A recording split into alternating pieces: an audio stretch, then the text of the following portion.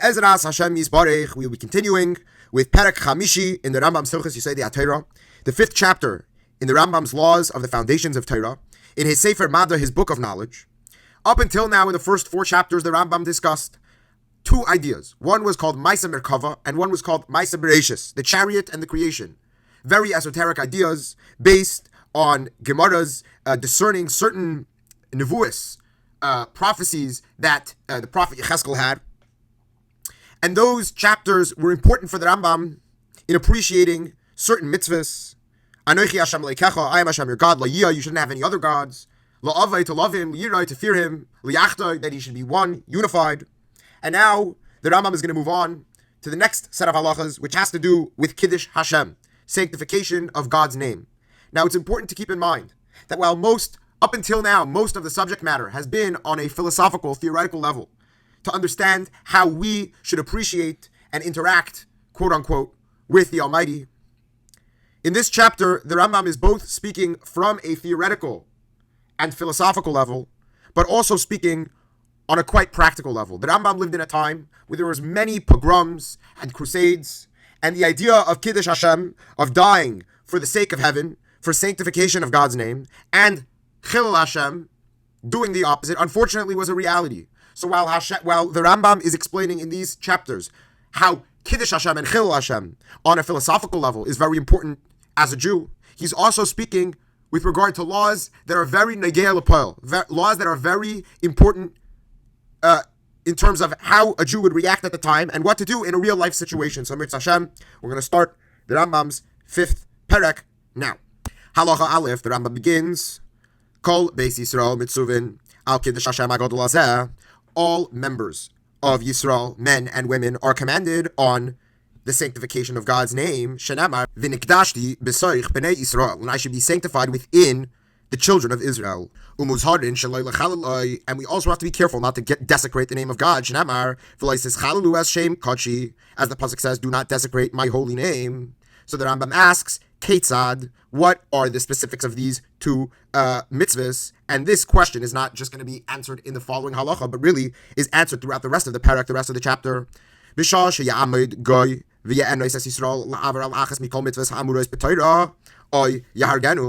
If a Gentile is standing and tells a Jew to go against any of the mitzvahs in the Torah, otherwise I will kill you, he should do the transgression rather than die. Because it says, with regard to the commandments, that a person should do these commandments and he shall live by them. And based on the Gemara in Yuma, Daf Pei Beis, and in Sanhedrin, Daf Ayin Dalid, we learn, V'loi sheyamus bohem, and he shall not die for them. V'im meis v'loi avar harizem ischayiv v'nafshay. And the Rambam now adds that if somebody chooses to die for these transgressions rather than transgress them, he is, quote unquote, obligated for his soul, meaning it's as if he committed suicide. And it's very important to note that many of the scholars disagree with the Rambam on this point. Some say that everybody has the choice when they would like to die, even for the smallest of smalls at any time. And others say that there are certain circumstances where a person has the choice. For example, if his suicide will inspire the nation, etc. But the Rambam holds that this person is not able to choose to die. Halacha Beis, the Rambam qualifies his statement. B'med var mamurim. What are we talking about here? B'shar mitzvahs chutz ma'avodah zara v'gilui arayis v'shvichos damim. He says we're talking about all other mitzvahs in the Torah besides the big 3: serving false deities, doing illicit sexual relations, and killing another. Aval shalish averis elu. These 3 averis im yoymar loy. If a guy says to you, aver al achas mehen oy tehareg, do one of these 3 or I'll kill you. Yehareg va'al ya'aver. You shall die rather than commit them. And halacha lemaisa, the Rambam paskins that not only are we talking about these 3 in their purest forms, but even a subcategory of these 3 you would also be required to die for. The Rambam asks, B'med var mamurim, what are we talking about over here when we say that besides for these 3 things, you should transgress rather than die? Bizman shahagoy miskavin lahanas atzmai. In a time where the person who's forcing you to do these transgressions is doing it for his own benefit. Kigoin sha'ansai live nice like besai b'shabis oy levasha like tavshilai oy onas isha lavala. Let's say, for example, a guy tells you he wants his house built, so he says, "Here, build me my house," and he forces you to build it on Shabbos, or he forces you to cook him dinner on Shabbos. Or, the Rambam adds, if he tells you to rape a woman, This is very difficult because, as we said, one of the big three is Gilei Arayos, but there is a few explanations by the rabbis. Just to go into a short tangent, in very brief, we could say either that this must be talking about a time where a woman is having relations with a goy, because some hold that the relations with the goy is like nothingness. Other rabbis say that it must be that this is discussing an unmarried woman, where it wouldn't fall into the category of Gilei Arayos. Or some say that in certain circumstances, like in the case of Esther with Achashverosh, if a woman is what we call karka olam, she's completely passive, so then that also won't be considered one of these big three. So anyways, one of those things, and any other examples of this, in that case, he should choose to do it rather than die. Aval, but in niskave lahaviroi al mitzvahs bilvad, if the guy is forcing you to do this just so that you're over the mitzvah, just so that you transgress, im haya beinoi levein atzmai ve'ein sham asara mi Yisrael ya'aver v'al yaharig, if it's just you alone, and for his own benefit, he wants you to die, he wants you to do a transgression that isn't one of the big three, so then it's better to do it than dying. And it says, as long as there's not 10 members of Bnei Yisrael there. And certain commentaries add, not only do they have to be physically present, but even if there's 10 people that know about this circumstance, so that would also be in the qualification. So if there's not 10 people who know about this case, do it. But v'im ansei lahaviroi ba'asara mi Yisrael, but if he says, do this transgression in front of 10 people from Bnei Yisrael, it is better to die than to transgress. Even if it isn't one of these big three, but if he wants you to transgress a commandment in front of 10 people, just for the sake of the transgression, it is better to die. Halacha Gimel. All these things that we just said is bishalai b'shas hashmad. That is only in a case where there's no gzeira on the entire people of Klal Yisrael. Aval b'shas hashmad v'hu kishiya'amid melech rasha ki Nebuchadnezzar v'chaveirav v'yigzar shmad al Yisrael levatel dasam ay mitzvah min ha-mitzvahs. But in a time of what we're calling shmad, this time where there's a public decree against Klal Yisrael, which the Rambam uses the example of Nebuchadnezzar melech Bavel, who had all these decrees against the Jewish people. Even if they make a decree against one mitzvah of all the mitzvahs, Yahareg v'al yaver afilu al achas mishar mitzvahs ben ne'anas b'seich asara ben ne'anas beinoy levein goyim. In those cases, even for one mitzvah, even if it's not one of the big three, even if it's not in front of 10 people, you shall still die rather than transgress. And even more than that, the commentaries add that it could be even the smallest of the mitzvahs. The Kesef Mishneh says that you would even have to die for a custom. And he also adds that you would have to die if they tried to convince you not to uphold a positive commandment. And he uses an example of the Sanhedrin, them trying to get rid of smicha from Yisrael, and two great sages died on that behalf. So we see that even b'shas hashmad, even the smallest of the mitzvahs, it's better to die for. The Rambam reiterates any prohibition that there is no requirement to die and he dies anyways. He is going to be required to answer for himself, meaning it's committed as if it's committed suicide. Any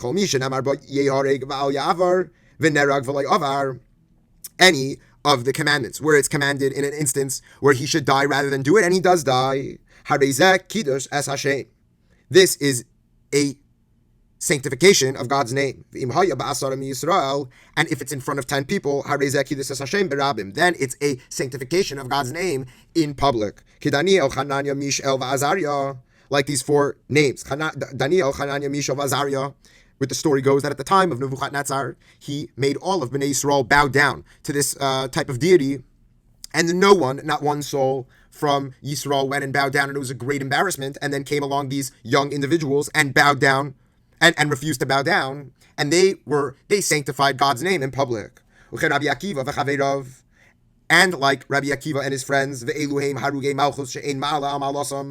which we call them the Asura Harugei Malchus, and these are the highest of the highest ways of committing a Kiddush Hashem. And we say about these people, Ki Alecha Hayragnu Kol Hayom Nechshavnu Kitzayin Tivcha, because of you we die all day, and we are looked at like slaughtered sheep. Va'alayim nemar isfuli chasidoi kairesi brisi ale zavach, that you have gathered to me the pious ones who made a covenant with me by being slaughtered. And this is talking about anybody who dies on Kiddush Hashem. They have an eternal connection with the Almighty, even be it if somebody was a sinner their entire life. One who died for the purpose of sanctification of God's name will always have a portion in the world to come.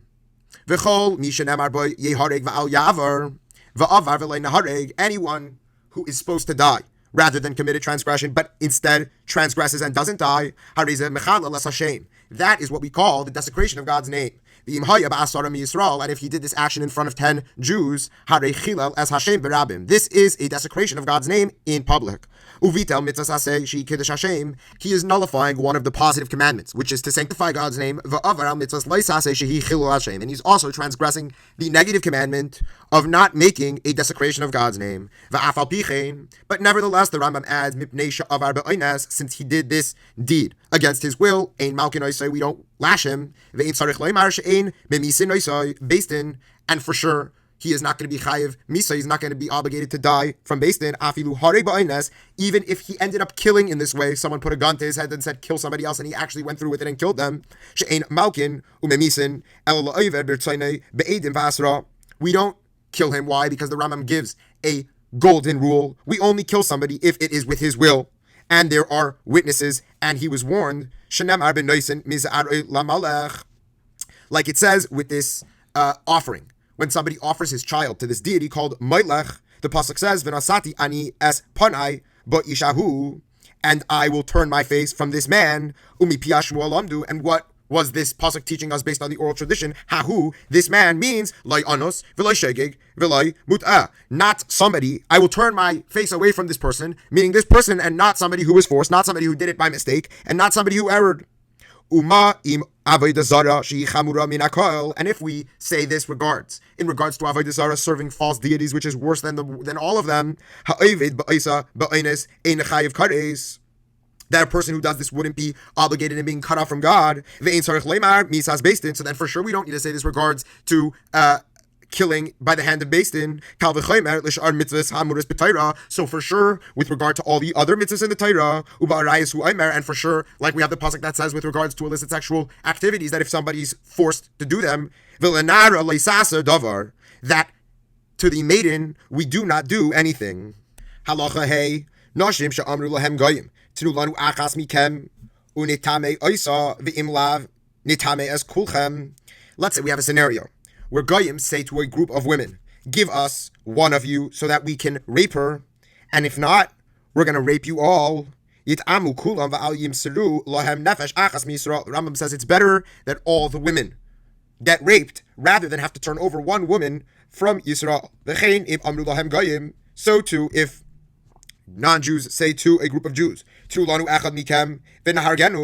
us one of you so we can murder them, but if not, we're going to kill you all. Yahargu kulam va'al yimseru lahem nefesh achas misrael. It's better that the entire group dies rather than turn over one Jew from Yisrael. Now, it's important that we clarify a general principle. If we have two people, one has a gun to another's head, and he is being forced, either die or I will kill you. The reason why we say that he has to take the bullet rather than kill somebody else is because who says that his soul is worth any more than the person that he is being forced to kill? Now, in our case here, we can ask a question. In the instance where it is an entire group, everybody is going to die, regardless of whether they give the person over or not. So even though qualitatively you're right, within two people, who knows which one's nefesh is worth more, but here we have a qualitative existence where if I turn somebody over, the lack of turning him over is still going to kill him. So what's the answer? So we could answer this two ways. Number one, we could say that we never have the ability to give over a Jewish neshama, ever. And therefore, even in this instance where, yes, everybody's going to die, the law still says that you can't turn him over. Secondly, what you could say is that since we have a requirement to at all times believe that we are going to be saved, so then even in the instance where the entire group is going to die based on this non-Jews decree, because there's always the chance that the group is saved, so by turning one over, you are going against that hope, and therefore you are lessening the odds. One of those two explanations. Now the Rambam continues talking about what happens if non-Jews specify a certain Jew. V'im yichaduhu lohem va'amru. If they specify one guy, tnu lanu pliny oy naharegas kulchem, and the goyim say, give us this man or we'll kill everybody. Im haya mechuyav misa kesheva ba ben bichri yitnu oisei lohem. If he is obligated to die like this personality, Sheva ben Bichri, who we know from Tanakh was somebody who rebelled against the government of David, So we give it to him, we give him over, even if we don't know the reason why they're asking for him in the outset. But if he's not obligated in any type of rebellion, etc., better that everyone dies rather than give him over. And the truth is that, again, we should point out that many rabbis disagree with the Rambam on this point, and they say that any time that someone's being specified, even if you know that he's completely exempt, you should turn him over. Okay. Halachah Vav. The Rambam says the same principles that we have applied for someone being forced, we could also apply to someone who's sick. What does that mean? Ketzad. What's the case? Somebody who is sick with a sickness that will cause him to die.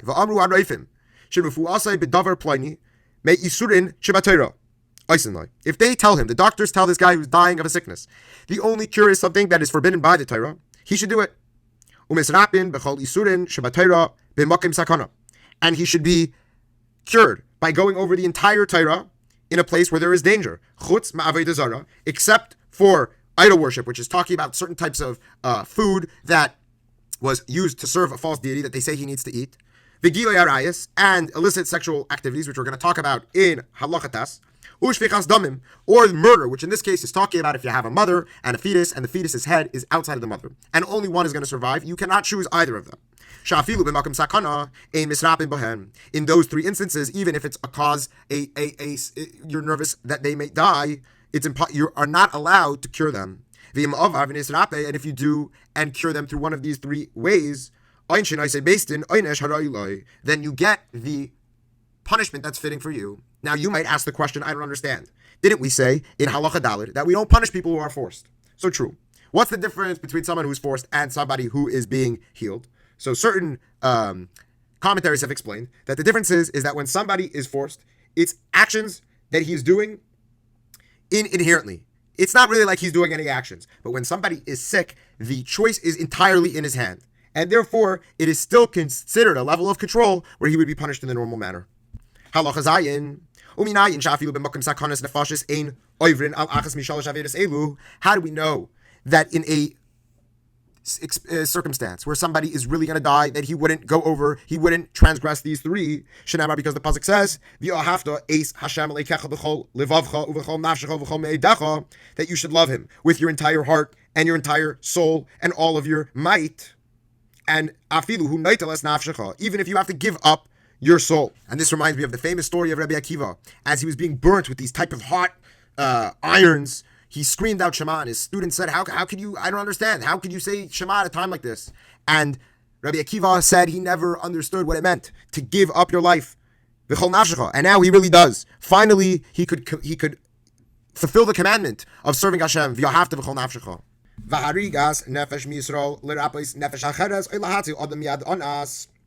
Now, to kill one member of Yisrael, to cure another, or save one from being raped, like we alluded to before, it's a known thing that we don't choose one Jewish soul for another. And we have a hekesh, connection between the laws of murder and the laws of arayas, of illicit sexual behavior, shenamar, like it says about a rapist.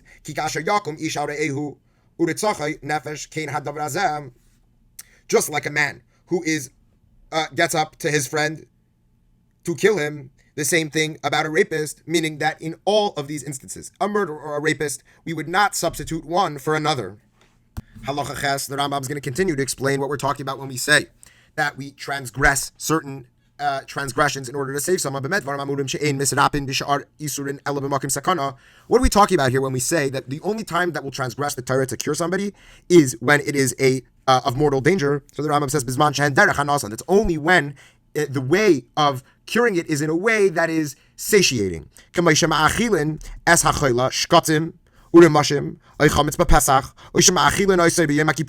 Let's say, for example, in order to save this chayla, he needs to eat different types of bugs, or he needs to eat chametz on Pesach, or he needs to eat on Yom Kippur, right? In all those instances, although they are isurei dvarim, they're things that are not allowed to be eaten, but at the end of the day, when he eats them, he also gets satiated to a level. Aval shalei derech hanasam, but if it's in a way that isn't satiating, kegain she'oisin loy ritia oy melugma mechametz oy ma'arla. Let's say they make him a bandage or a compress out of chametz or out of orla, which are isurei hana, right? But they're not actually in a way where he's getting direct satiation. Let's say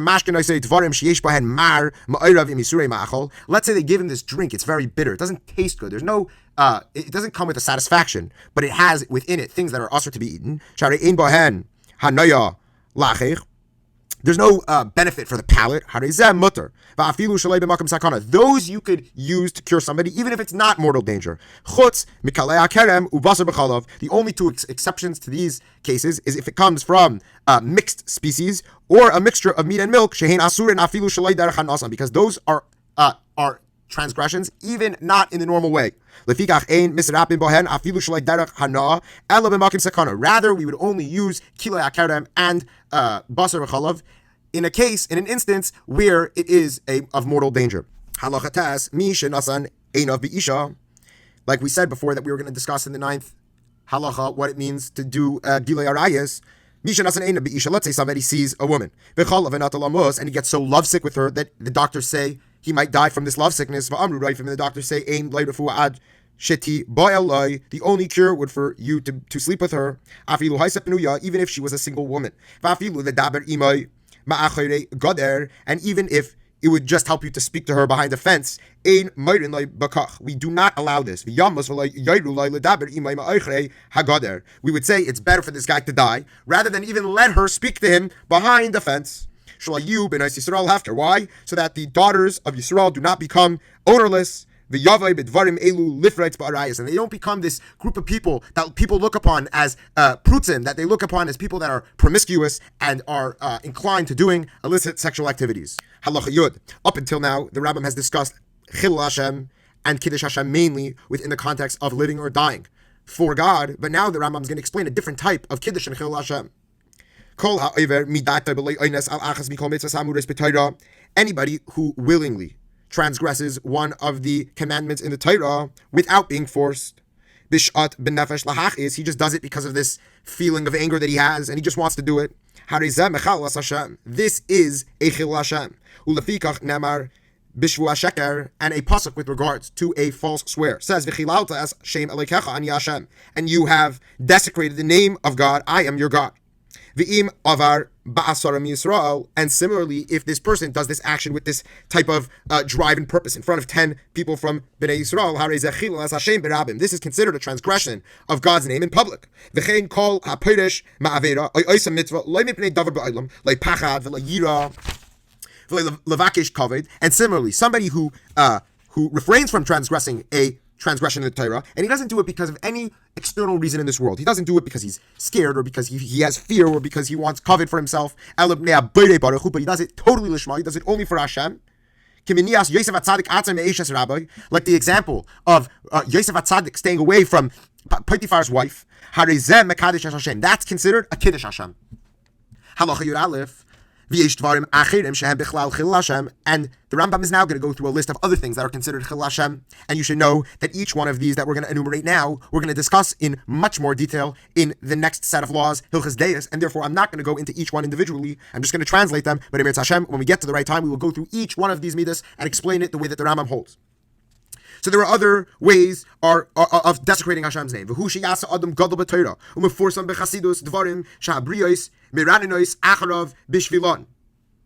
And this is a great man, if there's a great pious man, and he does these things that people around him, they look at it as something that's just not a normal thing to do within nature. Even if they're not transgressions. This is considered a desecration of the name. For example, let's say he buys something and he doesn't give the payment right away. And he has the money. Let's say the seller comes and he says, hey, you owe me X amount of money, and he has the money, but he just pushes him off. Let's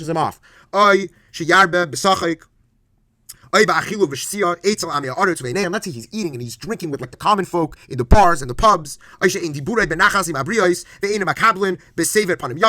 He doesn't speak in a refined way, and he doesn't greet people with a smile, with a nice with a demeanor that's welcoming. Rather, he gets very mad at them and he says it in a very negative way. And all other examples of these things. Depending on the stature of this great man, he has to be more careful with himself. And there's an example in the Gemara talking about somebody who needs to die, a great chacham that he's chayav misa if he has even a stain on his shirt. And the Gemara explains that that's because people look at this chacham, and when they see that he's being mevaze, he's embarrassing the name of a great Talmid chacham, so that is inherently a desecration of God's name. And if this wise sage takes it upon himself to be very careful, and he makes sure to speak with a nice demeanor to these people, and he always greets them with this smile and a warm, welcoming feeling, and he's humbled by people and he doesn't humble others, and he honors all people, even the lowest of them,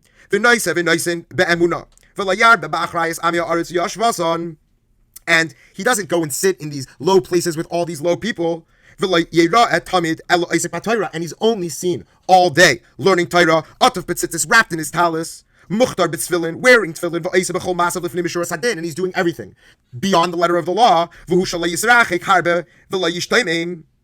and he's not completely removed like an isolated person, but he's just removed from the general lowliness of the society, until